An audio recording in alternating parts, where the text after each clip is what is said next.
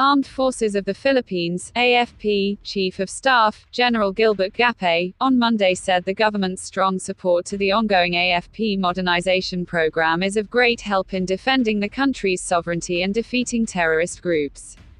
Gapay was referring to the strong support of the administration of President Rodrigo Duterte to the ongoing AFP Modernization Program. "We cannot stress the importance of being well equipped as we face all these adversaries in our territorial defense counterinsurgency efforts, including humanitarian response.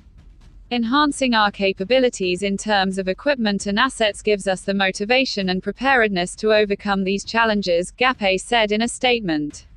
Some recent acquisitions include 6 units of Super Tucano A29B made by Brazil's Embraer SA, which were acquired by the Philippine Air Force PAF, to beef up the North American OV-10 Bronco and SIAI Marchetti SF-260 attack planes of its 15th Strike Wing. The first 4 Super Tucanos arrived in Clark Air Base, Angeles City, Pampanga last September 19, while the remaining 2 landed on October 1. Embraer company pilots flew the aircraft from the company airfield in São Paulo, Brazil, and made fueling stops in the Canary Islands, Portugal, Malta, Egypt, Bangladesh, the United Arab Emirates, India, Thailand, and Vietnam before landing in the Philippines. Defense spokesperson Arsenio Andalong earlier said Embraer pilots will train PAF pilots selected to fly the Super Tucano for 2 months as part of the agreement under the Technical Inspection and Acceptance Committee.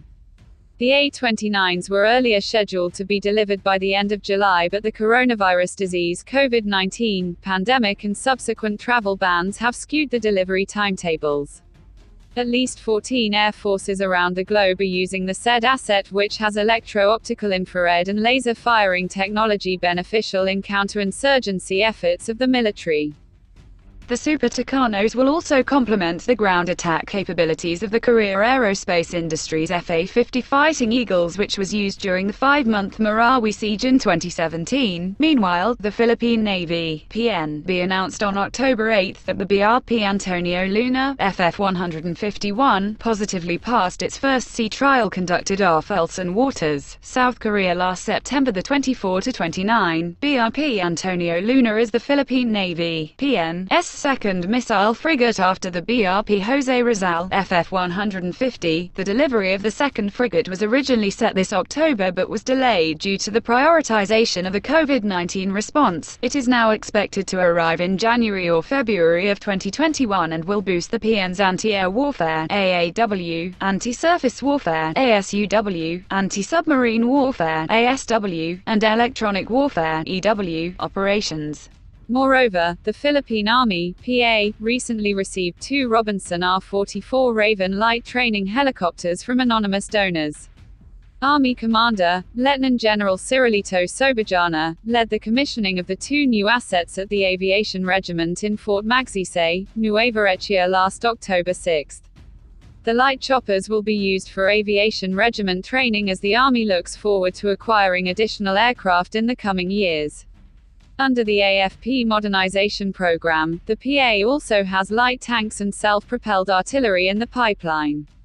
Apart from defeating terrorist groups, military assets were also utilized in COVID-19 containment efforts.